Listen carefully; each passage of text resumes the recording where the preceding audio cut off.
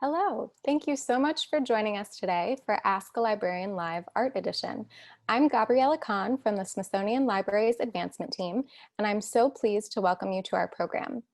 We hope that everything will go as smoothly as possible, but just in case there are any hiccups, please bear with us. We're recording the program so that we can share it with those who weren't able to join us today, or if there are any technical issues. And just like so many of you, our speakers are at home with families and pets, so please excuse any potential background sounds or surprise visitors.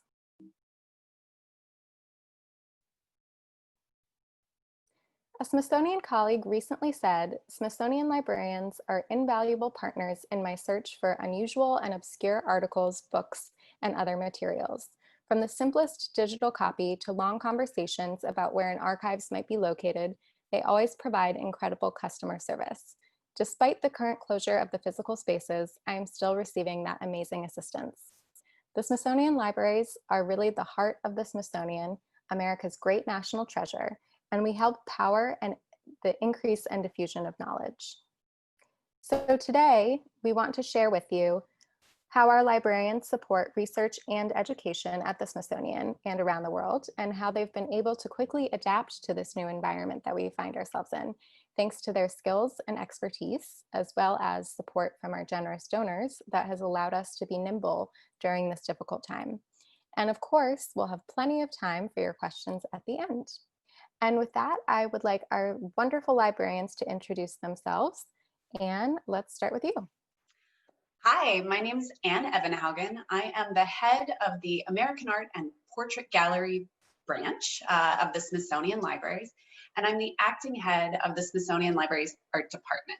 So the art department includes 5 branches. That's the Cooper Hewitt Smithsonian National Design Museum in New York, the Freer-Sackler Gallery at the National Museum of Asian Art, the National Museum of African Art, the Hirschhorn Museum and Sculpture Garden, all in DC, and the American Art and Portrait Gallery Library. The American Art and Portrait Gallery branch specifically supports the curatorial research of the National Portrait Gallery, the Smithsonian American Art Museum, and the Archives of American Art.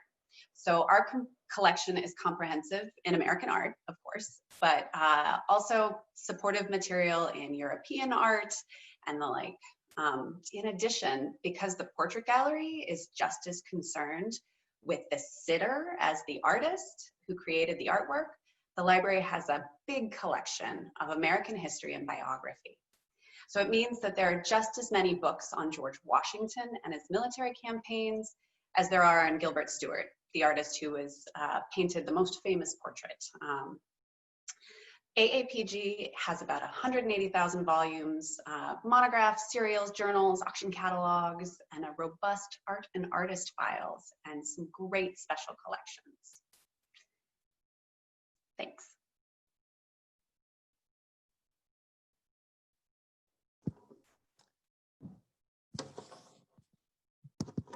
Hi, I'm Kathryn Phillips. I'm the librarian at the aforementioned Freer and Sackler Library, the Smithsonian's Museum for Asian Art. I'm responsible for the library's collection on South Asia, Southeast Asia, and the Middle East. I work very closely with 3 other librarians who are responsible for other areas of Asia. Reiko Yoshimura, who is also the head librarian, is responsible for Japanese art history. Shu is responsible for Chinese art history, and Mike is responsible for the arts of Korea and for a small collection of American art that we have that's part of the Freer collection, especially a collection, we have the 2nd largest collection of Whistler paintings. Typically, the people who come to use this library are from all over. Our curators, of course, and other Smithsonian scholars, but also people living in DC or California or New York or Cleveland, all over the United States. Also, we have a very large group of international visitors that come to use our library, especially people from China and Europe, but also most of the other countries of the world, including places like Iraq and Iran and Egypt. Since the pandemic, our regular library users have mostly been emailing us about how much they miss us and the library and its printed books. Much of the Freer-Sackler Library is a collection of books published between the early 20th century and now. I'd say the vast majority of it is still under copyright protection, so it can't be digitized, and much of it was published when digital copies were not an option. Where available, we are now trying to buy ebooks. Actually, one of the reasons we can buy ebooks to help support our scholarly research is from donations that came in through the Adopt a Book program, also run by Smithsonian Libraries. So for that, we are very grateful. Currently, I'm trying to do reference virtually. That's how we're getting all of our questions, through Ask a Librarian and emails. I'm a little hobbled without the printed collection, but Smithsonian Libraries has a healthy ebook and e-journal collection, which I've been able to mine. And in some lucky cases, I have a book or two of my own here that has helped me answer some questions. Thanks. Hi. So I am Jacqueline Protka, and I'm the librarian for the Hirschhorn Museum and Sculpture Garden Library. And I just want to thank everyone for joining us today, because we're pretty excited about what we do. So it's really fun to be able to share it and know that you are interested too. I've been at the Smithsonian for almost 4 years. I have a Master's of Library Science in with a focus in art librarianship from Pratt Institute. And prior to the Smithsonian, I've worked at the Frick Art Reference Library in New York, the Corcoran College of Art and Design in Washington, DC, and the National Gallery of Art. I've also held leaderships in the Art Library Society of North America and the Visual Resource Association, and I'm a past president of the DC Library Association. The Hershorn Library, we serve the nation's Museum of Modern and Contemporary Art. Our library collection started with the financier and collector, Joseph Hirschhorn's personal library collection, his book collection, and it's grown to reflect the art collection and the exhibition program of the museum. In any given day, we might answer a question from the studios of artist Ragnar Kjartansson or Ai Weiwei, send articles to a curator preparing for a virtual talk with Maren Hassinger and Senga Nagudi. We might find resources for a gallery guide to contextualize the work of Adam Pendleton and then take that out to the public.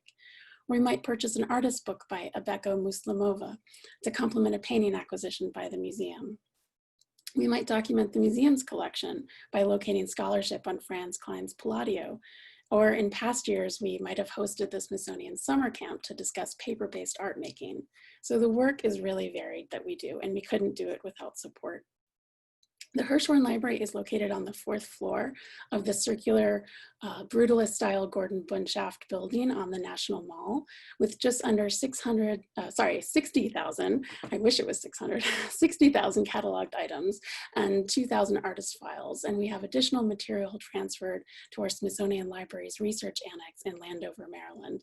But these days, as Kathryn said, we're relying on electronic resources working from home from the broader DC metro area.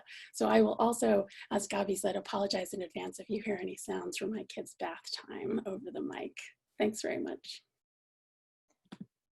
Thank you all. So Kathryn, can you tell us what kinds of questions, and I know you get questions from all over, like you said, so what kinds of questions do you tend to get from researchers and the general public? We get a lot of different ones. One of my, I have to say, all-time favorite, not my favorite questions, one of my favorite answers, if I can put it that way, was we get people in who have either purchased something or maybe inherited an object, an Asian art object that they know little or nothing about. So they come to us for help to find information on these objects. We're not specialists, so we can't really tell them what they are, but in order to help them to get the books that they need, we have to kind of figure out what they are, maybe what country they're from, so we can get them to the right books. So it's one of these days, we're in the library, somebody comes in with what is a Japanese print, but the artist is not clear. And Reiko, the head of the library, and I think Shu, somehow ended up working, the two of them together with this woman, looking at the print and trying to decide who the artist was, maybe what school, what period, so they could start to pull some catalogs.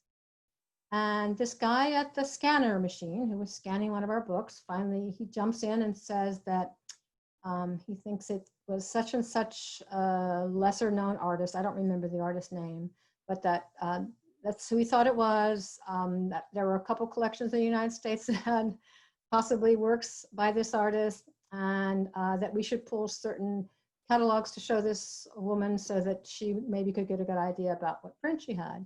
This guy at the scanner machine turns out to be one of the more famous Japanese art historians who had come in from London for something else and had stopped by the library for a few things. But anyway, so he jumps in and Reiko and Shu go to get the books. And then by then, another researcher, not a Japanese art historian, but another scholar in the reference room had also jumped into the discussion to help identify this object and help this woman identify what she bought. So that's not untypical of what happens. It doesn't happen all the time, but we have a collaborative environment at the Freer Sackler. It's kind of a small, intimate reading room. So these ways of answering questions happen with surprising frequency. A little more conventional and also not virtually, which is what we're getting now, but we also get under regular times, is we'll get emails from Ask a Librarian or through email. I recently got an email from a scholar in New York. He's an ancient Near Eastern art historian, where all he had was the fact that, this is from a letter that he found in a collection in Berlin, the fact that there was a relief from Persepolis sold at auction in 1925. So he didn't know what auction house or anything, but he wanted to find the image of the piece to see what it was and the description of the piece. So that was one of my projects. Shu recently had a scholar email her asking her to help him identify the Chinese names for several Western art scholars. I think Richard Barnhart, Harry van der, I can't remember, Harry van der Strappen maybe, and a couple others. A question sort of is, Reiko recently was asked to translate a portion of a Japanese language catalog about a Japanese dealer for a Freer Sackler researcher who didn't know Japanese. This person worked in another area other than Japan. So we get those kind of questions. We have questions from researchers who know what they're doing pretty much. They come in, they're established scholars, but they have trouble finding things maybe. So they come in for help with that. A couple of those scholars who visit us, one is Michelle Wong. She is a professor at Georgetown University, and she works on the paintings of Dung Huang. Actually, she wrote her first book in the library, Mandalas in the Making. She comes in, and as I say, she mostly knows what she needs, but another professor, Renway, comes all the way from Carlisle, Pennsylvania, which is about 150 miles each way, about once a week to do research in the library. I think I have a quote from her, which is, I commute to the library weekly during the academic year. My research on modern East Asian art depends on the library's remarkable collection of non-Western language sources unavailable elsewhere in the United States. Another visitor where the questions are usually, can you help me find, is Philip Hu, who's a curator of Asian art at the the St. Louis Art Museum. He's been coming to use our library for over 20 years. He comes, I would say, at least once a year. And he said he wrote his exhibition catalog, Conflicts of Interest, Art and War in Modern Japan, in our library. So those are the types of questions. Thanks, Kathryn. It's fascinating. I love hearing about how our incredible collections are really put to use.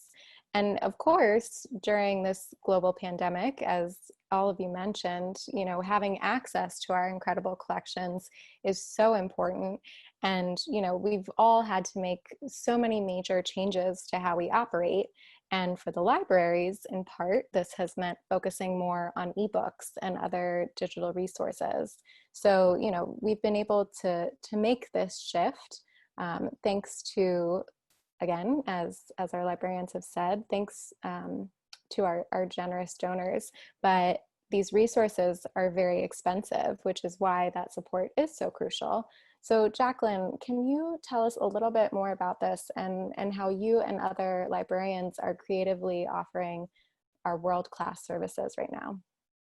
Sure, Gabby, thanks.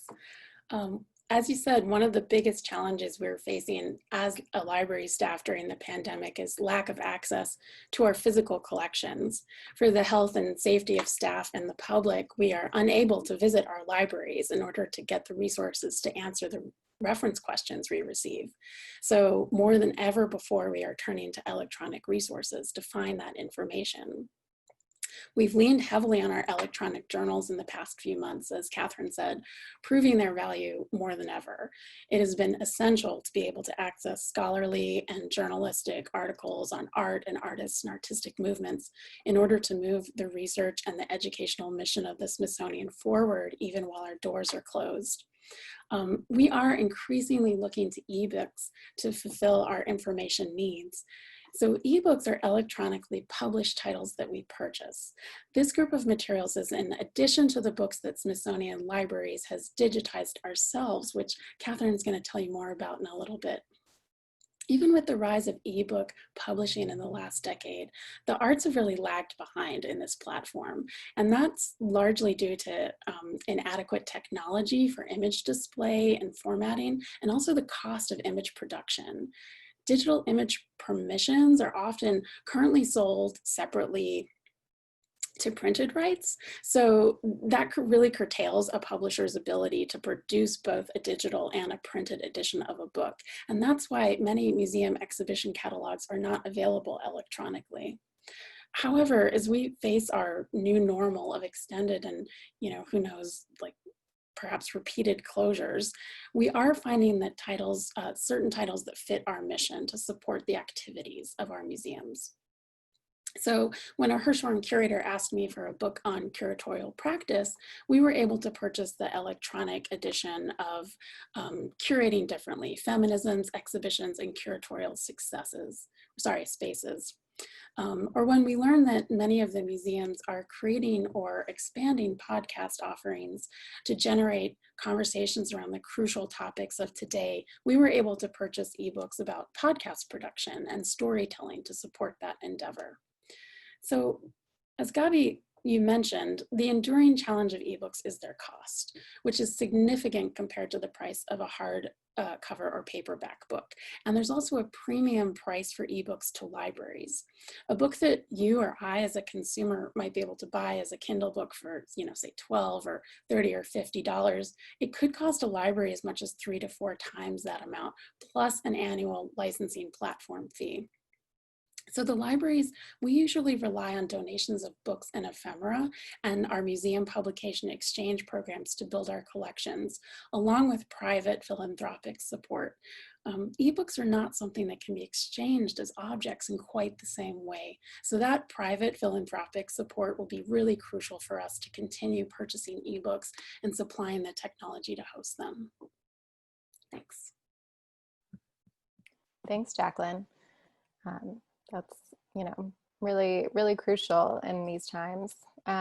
So Kathryn, you were telling us about the kinds of questions you get from researchers and the general public, but, I know that there's so much more that goes on at your library to support and participate in research or the increase of knowledge, and then, of course, the diffusion of that knowledge.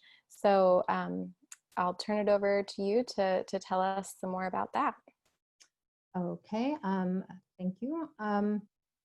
Okay, something good, there we go. We have up on the screen now, we have Charles Freer. The Freer, a little bit of background as to how we got to digitization. The Freer Gallery of Art opened in 1923. It had 5,000 objects, mostly from Asia, and it was a gift of this wealthy industrialist, Charles Lang Freer. As part of his gift, he included his personal library. Then the next year in 1924, a gentleman named Archibald Wenley, we have no picture of him, right out of library school, applied for the post of librarian at this newly opened Freer Gallery. Wenley had no, Wenley had no background in Asian art, so the first director of the Freer, John Ellerton Lodge, decided to send Wenley to Asia for a 6-year study course. While living in China, Wenley purchased a large number of Chinese language books for the library. This cemented a practice of acquiring Asian languages. It was a central element in building a world-class research collection. Can I have the next slide? Okay, this is a picture of the library reference room in the Freer Gallery of Art, sometime in the 1960s. Maybe it looks a little old school, but at the time this picture was taken, the library had already become the most important Asian art library in North America, with half of its collection in Japanese and Chinese or Korean. Digitization was not yet a thing, but the library already owned a number of unique and rare resources in many languages, some out of copyright and able to be digitized had we had the technology.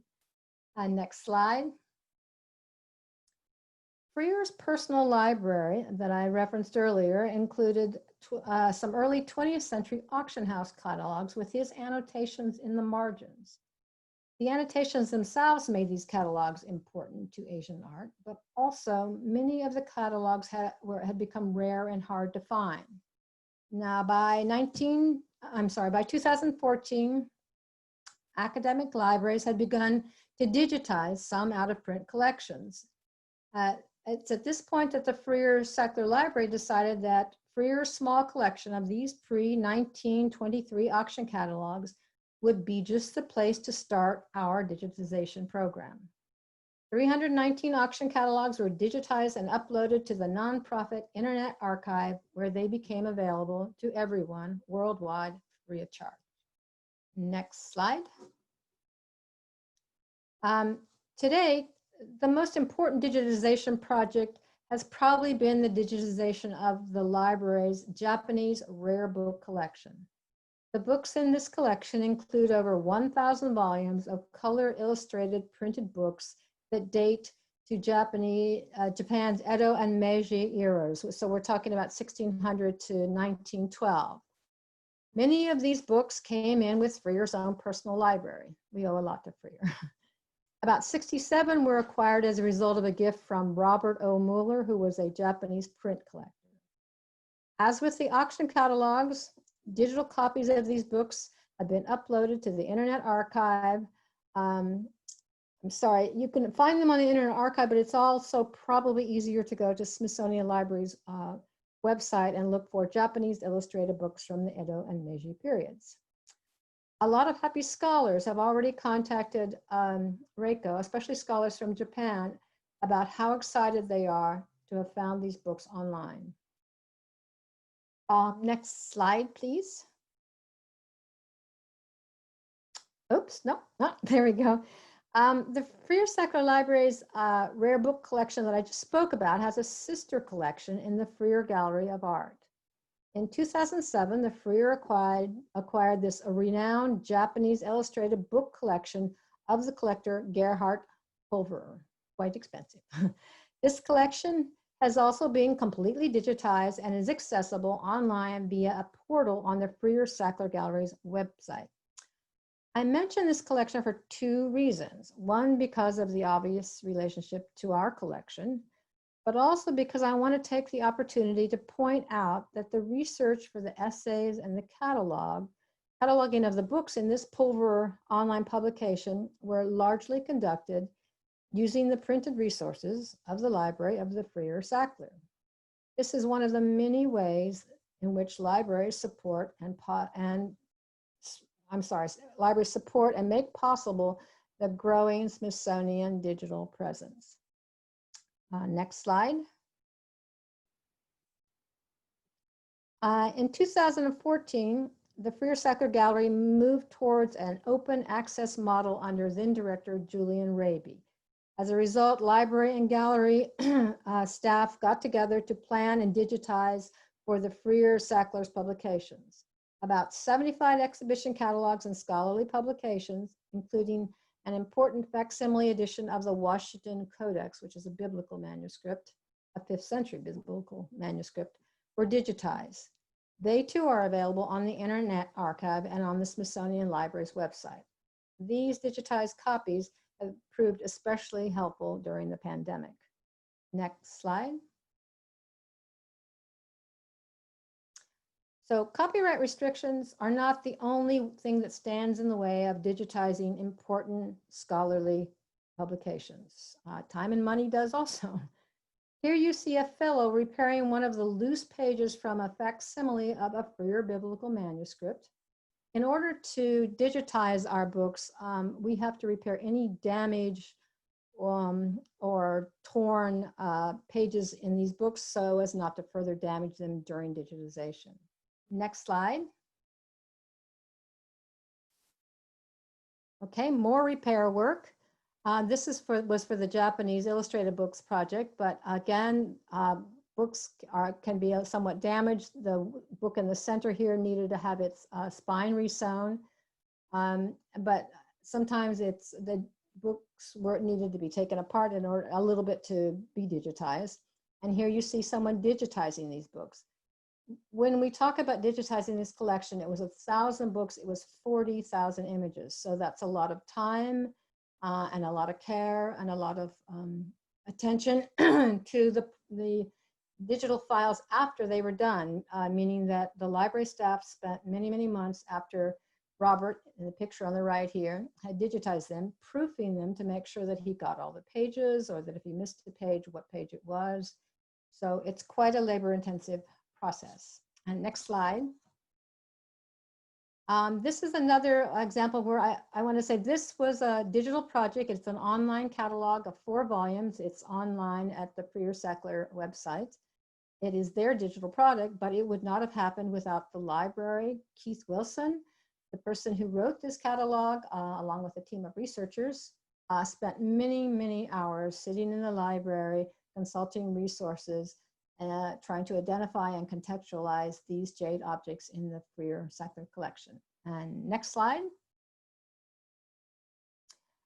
Just to close, because I love this exhibition, this is another example where it's not a library digital project per se, but this exhibition on Sotatsu, which the Freer had in, I'm trying to remember, 2015, 2016, there are a number of digital projects associated with the exhibition, many of them still up online, some podcasts, some videos, some YouTube videos.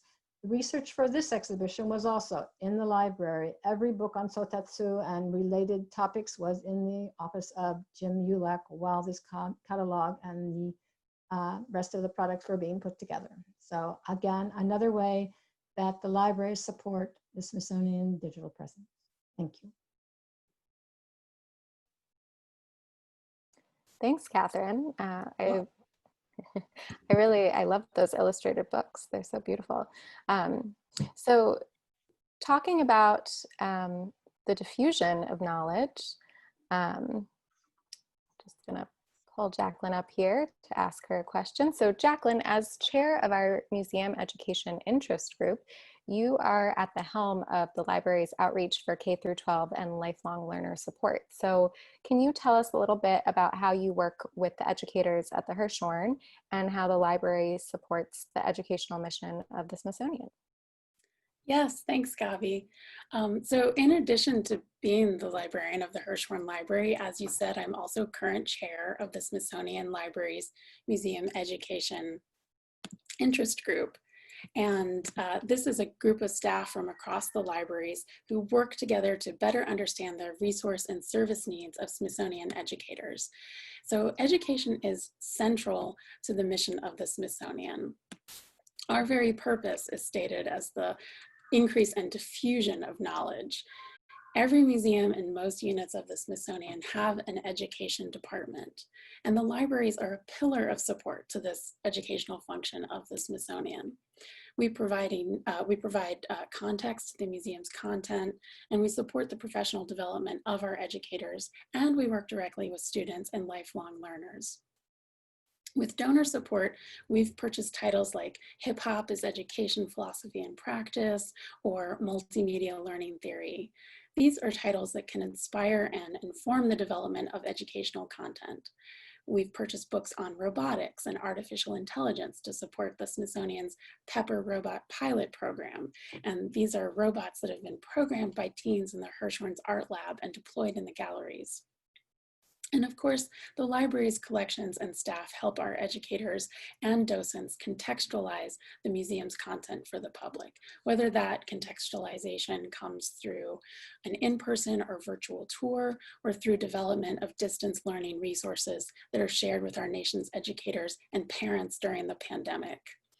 For example, the Hirschhorn Library staff recently mined our electronic resources for information about the painting career of actor and NFL player Bernie Casey, whose work was heavily collected by Joseph Hirschhorn. And this work was featured in both a Hershorn Kids at Home activity available on the museum's website and YouTube channel, and as at the Hershorn Virtual Summer Art Camp. I'd also like to mention internships, which are a really important part of what we do at the Smithsonian. Librarians guide curatorial and education interns through the research process, and we also host our own library interns to cultivate the next generation of librarians and art historians.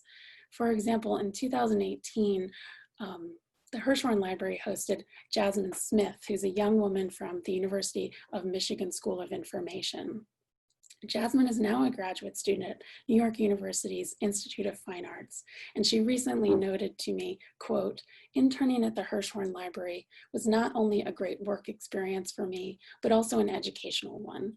As someone with no prior background in art or art history, my projects and mentors helped me to understand the standards involved with art vocabularies, metadata, and research, and I now often find myself recalling what I learned from this experience as a graduate student."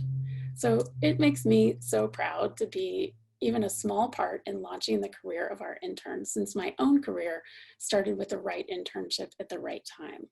And many of our internships are donor supported, and hopefully with additional support, we can reach the point where all our internships are subsidized to make them more broadly available. And of course, Gabi, Smithsonian art libraries support the study of art on an international level. Because our rich holdings are built through donations and donor support, Smithsonian art libraries are a renowned research destination. We are visited and contacted, as Kathryn and my colleague Anne have said, by educators and students around the world, as well as members of the public interested in learning more about art.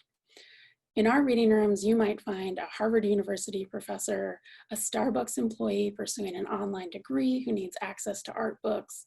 You might find high school students on a research trip from Austin, Texas, or middle schoolers from a Smithsonian summer camp studying paper-based art making. One of the most moving reference interactions I've had since I've been at the Smithsonian was being contacted by a graduate student from the Damascus University in Syria. And she was studying modern European sculpture, which is a strength of ours at the Hirschhorn Library. She explained that due to the war in Syria, she had no access to books on her subject. So over an extended period of time, I worked with her to provide scans of articles and book chapters to support her thesis. And then this winter, she sent me a scan of her thesis defense poster and a promise to mail a copy of her thesis to the library, which unfortunately, due to the pandemic, I haven't been able to, due to the pandemic closure, I haven't been able to see it yet, but I'm really looking forward to reading it. So hopefully some of these examples can give you a broad sense of the work that we do at the libraries to support the educational mission of the Smithsonian. Thanks.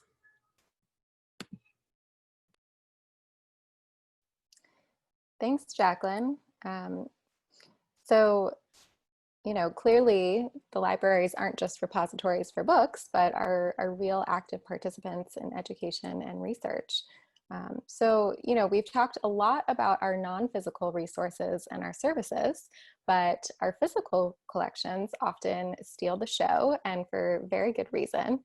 So Anne, I know you have some fantastic things from the American Art and Portrait Gallery Library and some of our other art branches to share with everyone, including a very timely recent acquisition. So I will turn it over to you to tell us about them.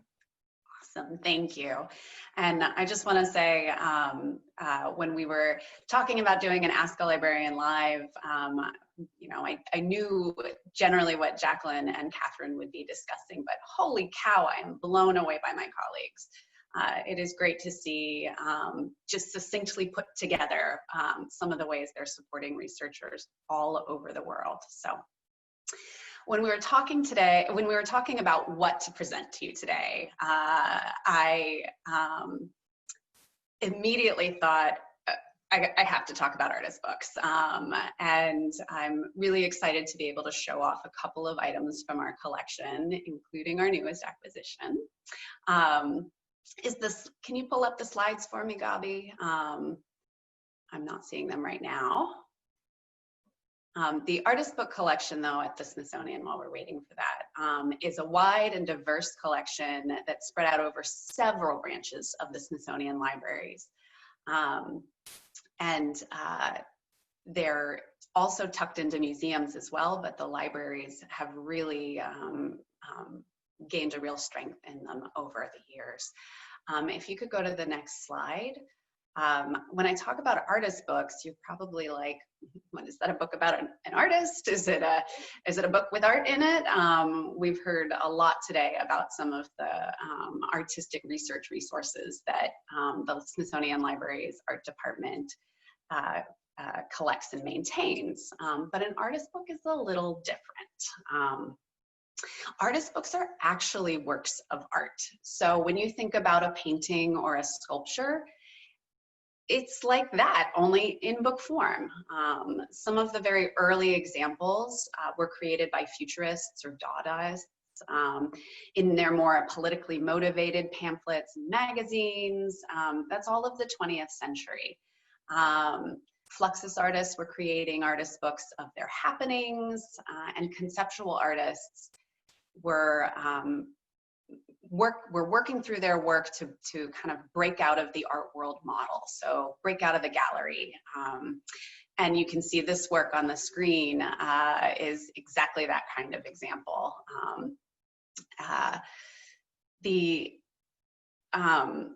This one is actually just an 8.5 by 11 plain old paper run through a Xerox machine and stapled. But when you think about, it has to be a hair piece, it makes you want to open it up and see what's inside.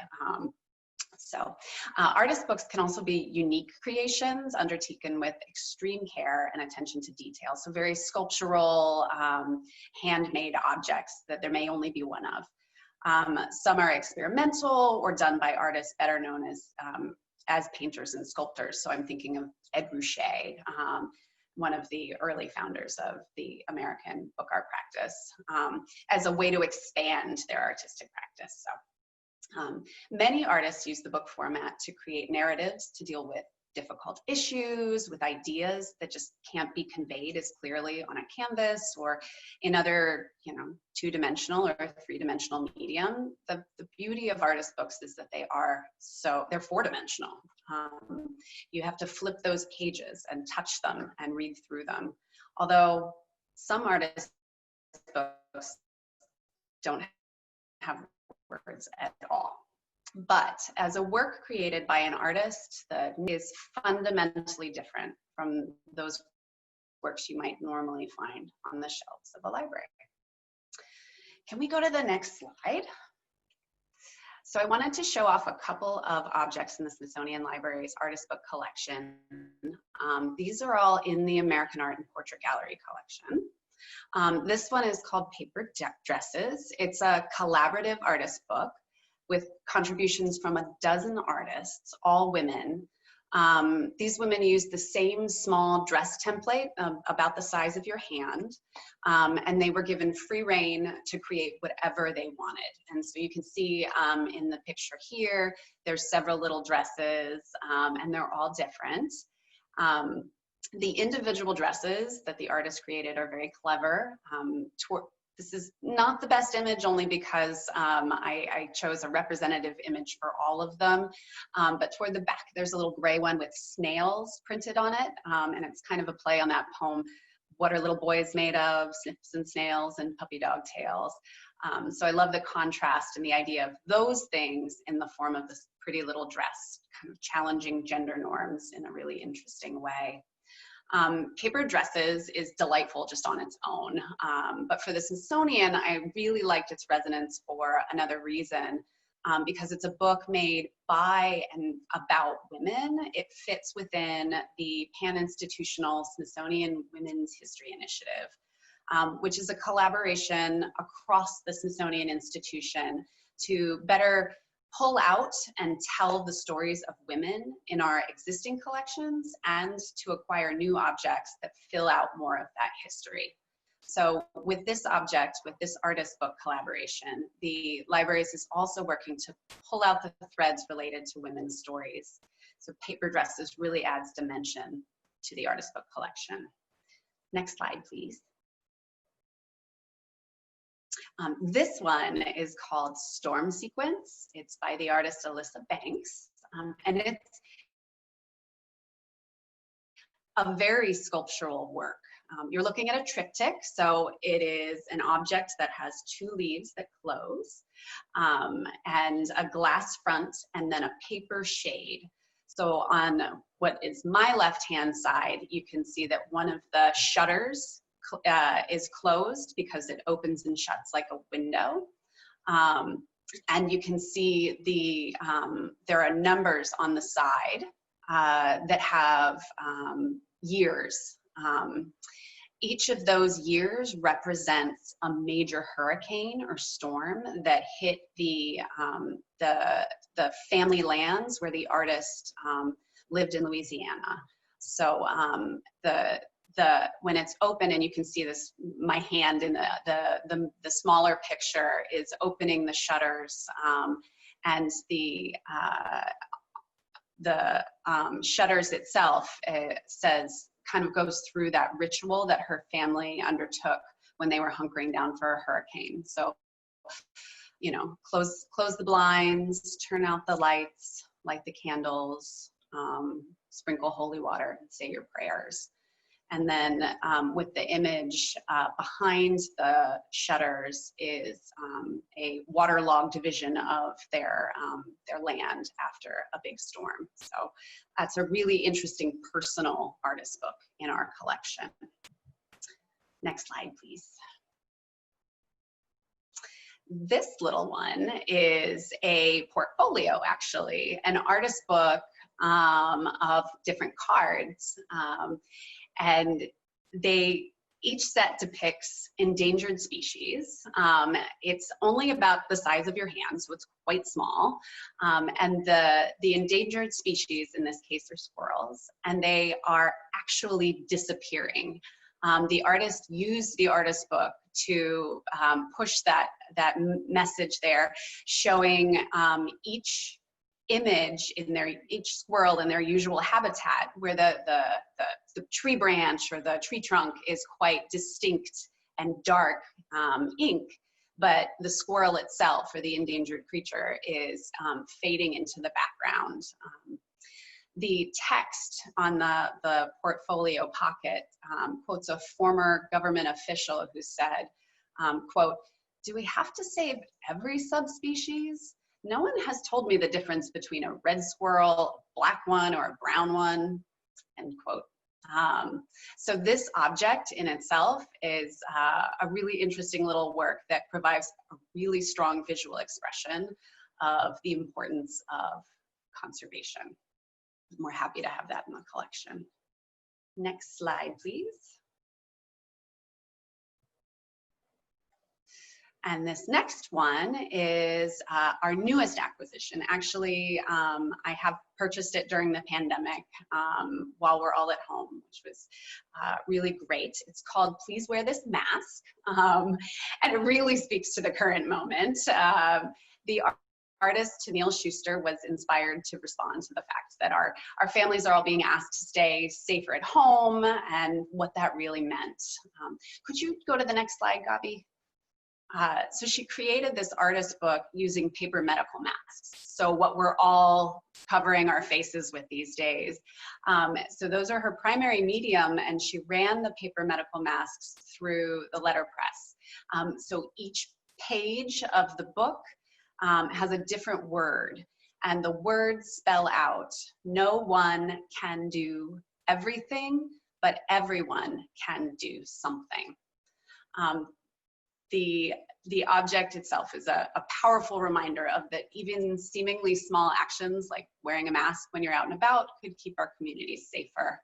And the book is bound in hand marbled paper. So each book in the edition is slightly different. The artist is donating proceeds from the sale of these books to benefit her local COVID-19 response where she lives in Macon, Georgia. Next slide. So the range of artist books at the Smithsonian Libraries is so wide, we had to come up with new ways to manage them. And this has included better cataloging and better identification to create a real web presence,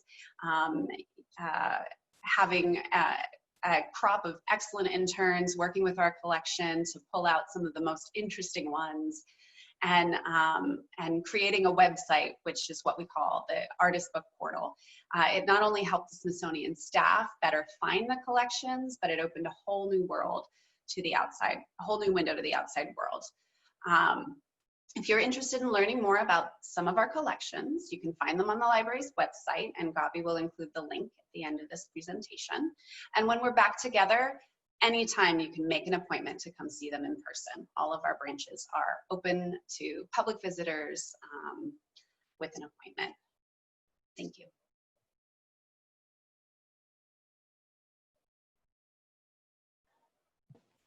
Thank you, Anne. So I'm going to ask all of our librarians to come back because we're going to open it up for audience questions now. But yeah, Anne, that was awesome. You know, I especially loved that the mask book, and you know, again, we were able to add that to our collection thanks to our generous donors, and we really couldn't do what we do without your support. So thank you. So again, if you have questions for our librarians, please do submit them using the Q&A feature, and I know we are a little bit, we usually only do this for an hour, but we're already at 5:50. So if everyone wants to stick around, we're gonna answer questions for a little while. So let's start this off with a question about digitization. So this question is, how do you decide what to digitize? Is that a question for me, I'm guessing? I think for anyone who wants to answer, but yes, Kathryn, why don't you? Jump in there first. Obviously, it has to be in the public domain, or in the cases of Freer Sackler publications, we decided we would digitize even things that were under copyright.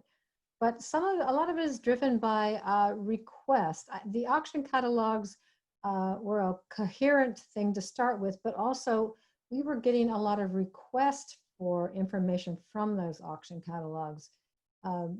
They were clearly important to research, even beyond Freer's annotations. So since they were able to be digitized and we got so many requests, it seemed like a cost-effective thing to start with.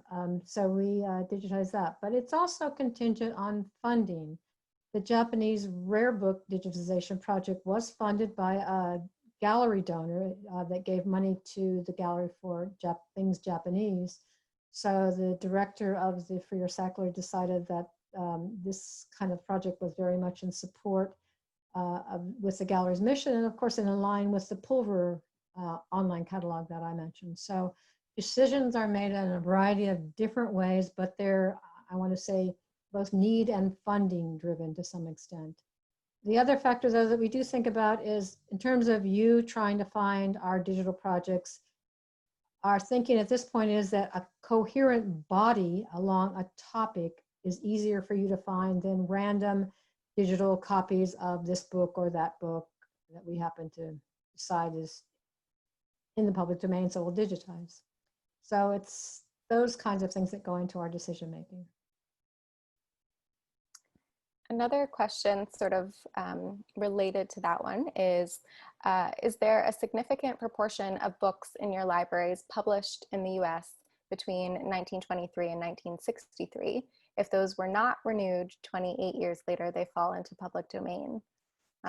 And this person also mentioned that the Library of Congress had a few pre-1923 Japanese books from the US digitized through the Internet Archive and provided an example. So Kathryn, I think if you want to answer that one as well. Yes, we do have a good part of our collection is published in those years. And actually, in terms of the Library of Congress, the station, the Internet Archive station, where we took many of our books to be digitized, is at the Library of Congress. So we were actually working collaboratively with the Library of Congress to digitize our books.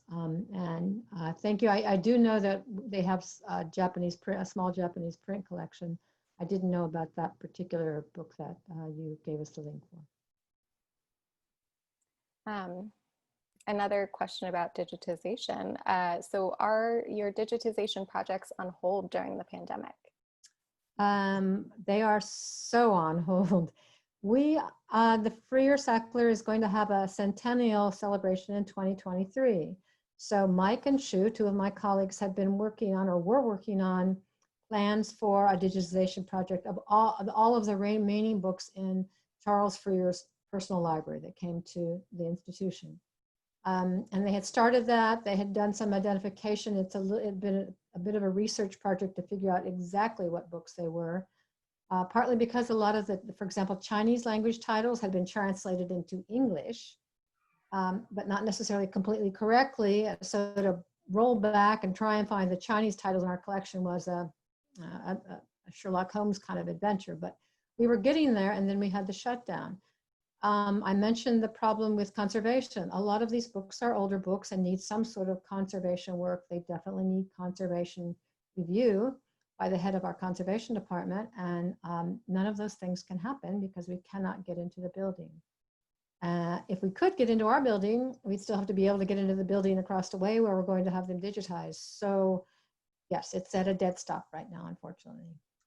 I will just follow up on that. While the physical digitization of objects can't happen right now because our staff is all at home, they have pivoted in a way that I'm very impressed with, that quite a lot of not only our digitization staff, but a lot of our branch staff have decided to, or have moved toward working on the back end of digitization. So items that have already been scanned, they're improving metadata, they're adding information so that to make them more findable on the web, doing a lot of quality control. So even though we're not digitizing actively new things right now, I still think it's pretty active for us in improving our digital content online.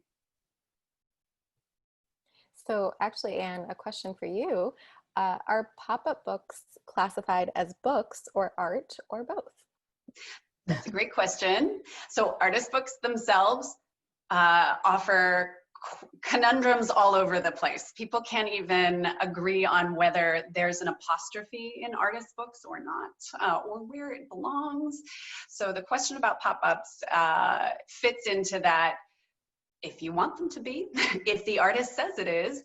But our Cooper Hewitt Smithsonian National Design Museum Library in New York has a phenomenal collection of pop-ups.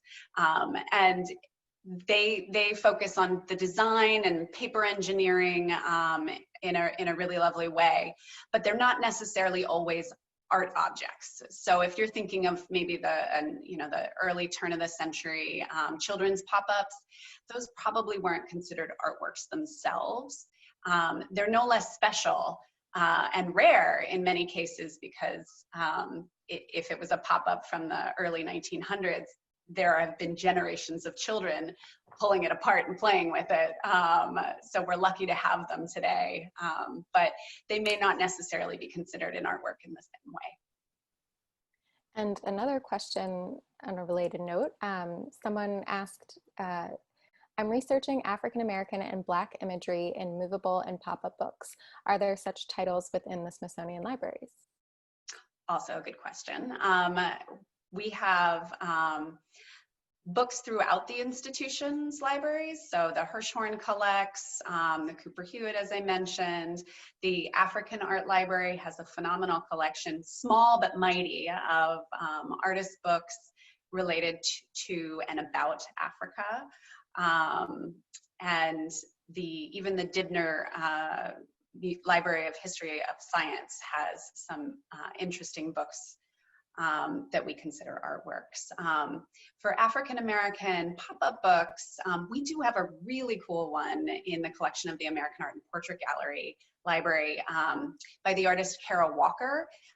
Kara Walker is known for giant silhouette artworks. She'll take over a gallery space with larger than life images in flat black painted on the wall, working with very difficult, often themes, kind of an antebellum, pre and post slavery imagery. So she's not really known for artist books, but she has a really cool object. I don't know when it was done, but it's called Freedom, a Fable. And it is a beautiful pop-up book that has a story written by Kara Walker. She designed the images and then worked with somebody to laser cut them, following a woman who was just freed and her journey, her difficult journey. After that time. So if you're interested in seeing it, I know that we've done a blog post on the Smithsonian Library's blog. I'm happy to follow up if you want to send your email address to one of us privately. But you can find that online. And then, of course, if you are local to DC, you're welcome to make an appointment when our branches are open again. That's awesome. Kara Walker is one of my favorites. I did not know that was in the collection, but I am looking forward to seeing it. So Jacqueline, maybe you can answer this one. Is there any specialist in Australian art, Indigenous or otherwise? Sure. So I'm less familiar with the area of traditional Indigenous art, but we could just throw a few names out on sort of the contemporary scene. So some that come to mind are Felicity Fenner, and she's with the University of New South Wales, and she's been involved as a curator with the Biennale of Adelaide and the Venice Biennale. I think she's curated over 40 shows about contemporary Australian art. Another one is Margot Neal, who's at the National Museum of Australia, and also the Australia National University Centre for Indigenous History. And I think she deals at least with more contemporary Indigenous art. And then maybe Roger Benjamin of the University of Sydney. And of course, I'll make a plug for the Hershorn when I can, that our own director, Melissa Chu, who is Australian. She was the founding director of the 4A Center for Contemporary Asian Art, which is in Sydney, which works to create dialogue between Asia and Australia, and artists working across Pan-Pacific, I guess you would say. So again, I would be happy to follow up on that if the questioner wants to leave their contact information. Thanks. Thanks, Jacqueline. Another question here. Do you help artists or craftspeople find technical answers for specific project needs?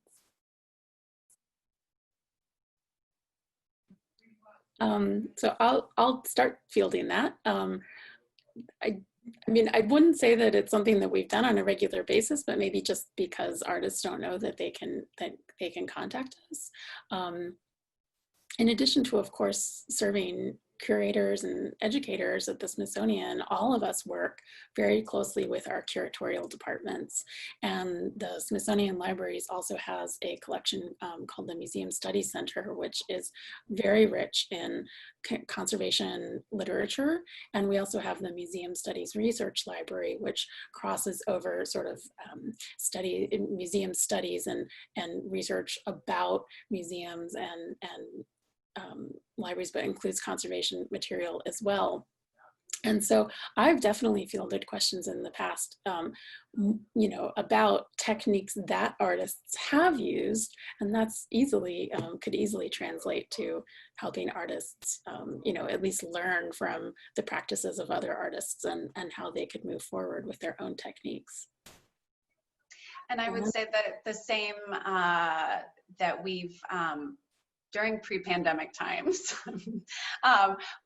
many of our branches have hosted classes. So when the Corcoran School of Art and Design had a robust book arts program, we had the students would come into our branches and the professor would say, we're working on this now. Can you find examples of that? So it might be, we're making handmade paper now.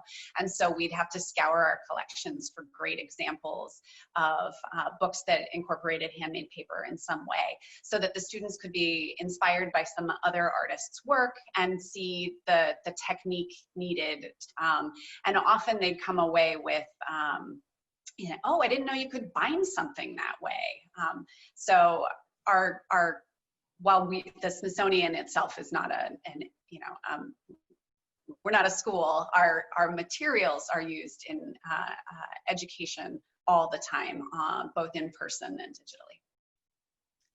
I wanted to add too, we've had several, the Smithsonian has an artist fellowship program. So we've had several artist fellows come to the Freer-Sackler Library to do their research there. And also what I failed to mention, actually one of my colleagues, Mike Smith, does not only the Korean and American art, but we have a small conservation library as part of the main Freer-Sackler Library, because we have our own conservation department working with the Asian materials in the galleries. So these artists who come in as fellows, as part of the Smithsonian program, often do have technical questions about the Asian art that we're in pretty good position to help them answer, sometimes by our printed resources, sometimes by simply trotting down the hall to ask one of the conservators to come and talk to them about the particular technique or issues that they have. Thanks, Kathryn. Actually, some questions for you. I'll sort of put these together. So the first one is, does the Freer Library have an extensive reference collection of Persian miniature paintings? Are some of these materials available online? And then the second part is, have any of the Freer-Sackler or the Natural History Anthropology Library ancient Persian collections been digitized? Well, Persia is a sad story right now for one particular scholar who just arrived from London in the middle of the pandemic and was very much hoping to get to the Freer-Sackler Library to get into our very extensive collection of printed materials on Persian art. So yes, we do. We have a very deep collection. Most of it is Western languages, so I'm talking about North America and Europe, but we do have a small collection of materials in Farsi, not very big, but we have that.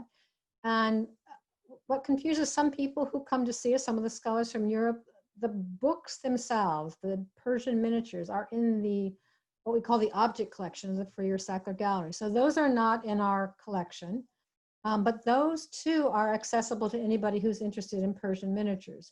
You make an appointment with the gallery through the collection department. You need to kind of give them a reasonably defined idea of what you want to look at, but you don't have to be a reputable or established scholar. You make the appointment, you go in, they pull the manuscripts or the pages that you want to see, and they show them to you. So that's available to you, and I thought maybe I should mention that if that's your interest. Most of the books we have are not digitized. They're under copyright protection, so that is definitely an issue. The images of the manuscripts in the Freer collection have been digitized, at least in part, and are up on the Freer-Sackler website. Now, I noticed, because several people have contacted me about particular manuscripts, and I get up there with the understanding that the manuscript is in Digitize, and it's only 13 pages out of the 50 pages that we own. So it's a sort of question on that one, but it's well worth looking at. But in terms of the, I don't know, the Anthropology Library, I don't know that they have a deep collection of Persian miniatures. I know they have material from Iran, but I don't know how much of that has been digitized. And again, I'm pretty sure that most of their collection is Western language material. The older stuff, the travel description and travel things that some of the Western scholars put together could be digitized, but I'm not sure that it has been yet. Thanks, Kathryn. A question that anyone can answer. Does each library do its own cataloging? I'll answer on behalf of everyone. Yes and no. So for our 21 branches at the Smithsonian, 20 of them use centralized cataloging. We are very much set up like a university or a public library system where we have our excellent cataloging colleagues who centrally describe our books, make them accessible online, and we manage them in each of our branches. However, the one exception is Kathryn's branch, the Freer-Sackler Gallery Library, because they have such specific language needs that they have a Chinese cataloger, a Japanese languages cataloger, a Korean specialist. And Kathryn, do you have a language specialty that I'm Persian and Thai. Oh, you know, Persian and Thai. They go together well. That's a needs-based, but yes, we all do our own cataloging at the Freer-Sackler, as in we all, as an individually, we by area, we split our cataloging responsibilities, but we input them, all the records into the centralized Smithsonian database. So everything is available in the main catalog. Great. So this next question is also about our library processes, if you will. Does the library system have an exchange program like community libraries? In other words, if one book is in a different location, it can be sent to another location that would like to reference it. I'll answer that one too. The yes and no. So the Smithsonian libraries, our books are available, our digital books are available to anyone, anywhere, anytime. Our digitized books, excuse me. Our physical books are available to anyone when they make an appointment, when our branches are open. However, if you need to see, if you're working on, I mentioned the artist, Kara Walker, because the Hirschhorn Library has a strong holdings in books about Kara Walker as an artist, and the branch that I manage, the American Art and Portrait Gallery, does as well. You might have to go to both locations to see those materials. If you're a Smithsonian researcher, if you are a staff person with a Smithsonian badge, we are able to send books throughout the system, but that is something for Smithsonian staff. The perk of getting to go to multiple branches, though, is you get to meet more of us and see some of our more unusual collections that can't be sent between the branches. So things like artist books or our artist ephemera, the art and artist files. Those, anybody would have to go to those individual branches to see. And we also have interlibrary loan, of course. So I don't know if you want to touch on that briefly as well. Maybe Jacqueline, do you want to? Sure, I would love to field that. I was the former interlibrary loan at the National Gallery of Art, so while that's not my prime responsibility anymore, it's still an area that is near and dear to my heart. Interlibrary loan is one of the most amazing democratic services of libraries in the world, that there's just this you know, not always free, but close to free, affordable, reciprocal exchange of material across the world.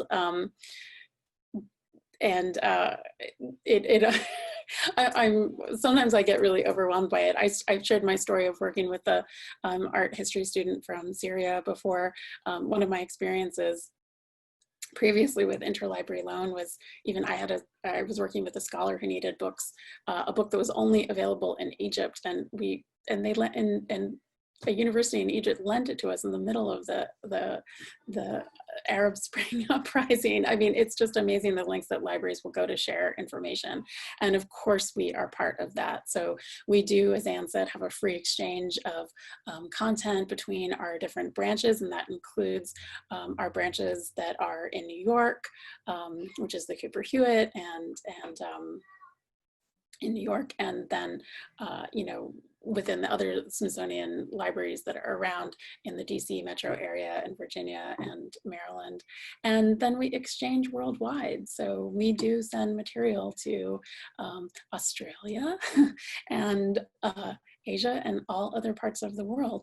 And I'll let Kathryn chime in because I know that the Freer-Sackler has slightly different restrictions to that. And as with anything with lending, of course, it really depends on the condition of the book and the scarcity and the rarity of what we're sort of willing to put in the mail. But we will generally do what we can to connect you to the information that you need. We are the one library that doesn't lend, and there was a democratic impetus behind that idea, but it hasn't worked out that way as well. Freer allegedly was very unhappy to find when he visited a museum that something was out on loan. So as part of his will, he put in a restriction that nothing could leave the building. So our books cannot circulate. So instead, they are always available if you walk in the door, but we can't loan them to people at other institutions, with one exception. We are also the depository library for the Japanese art catalog project, which is a project where Japan sends us copies of the smaller exhibition catalogs that are hard to come by.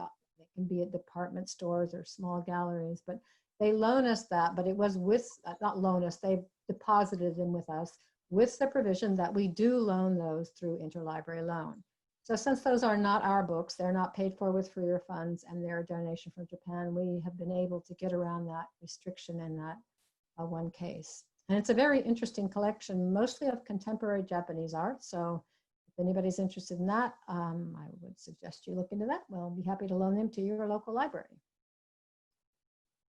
Great. So I think maybe just one or two more questions. So does the Smithsonian offer images on Wikimedia Commons to add to Wikipedia art-related articles?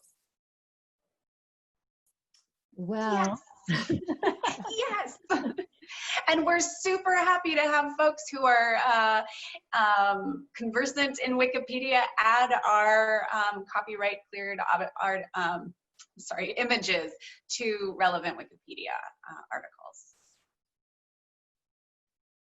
And I think, Jacqueline, you just shared, I'll put it in the chat for everybody, some resources about that, which are great.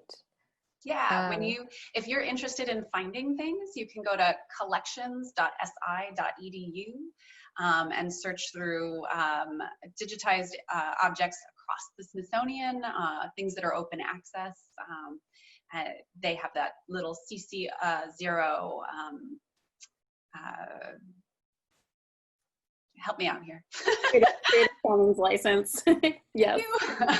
Yes.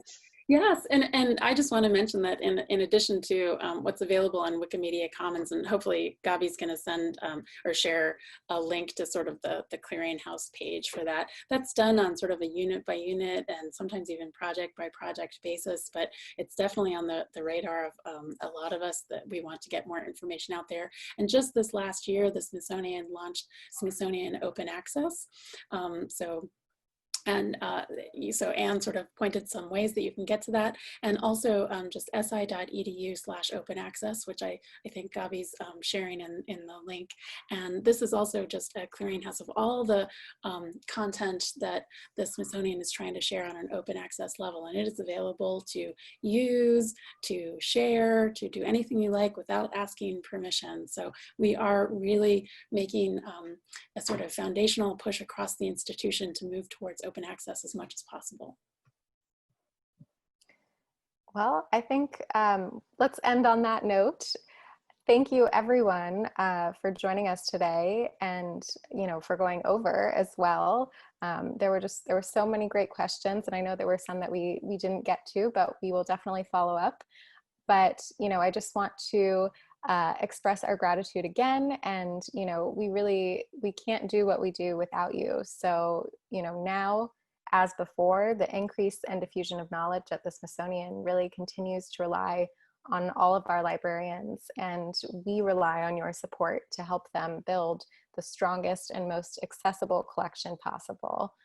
So, as you've heard today, it's really because of supporters like you that we've been able to pivot quickly to a fully online environment.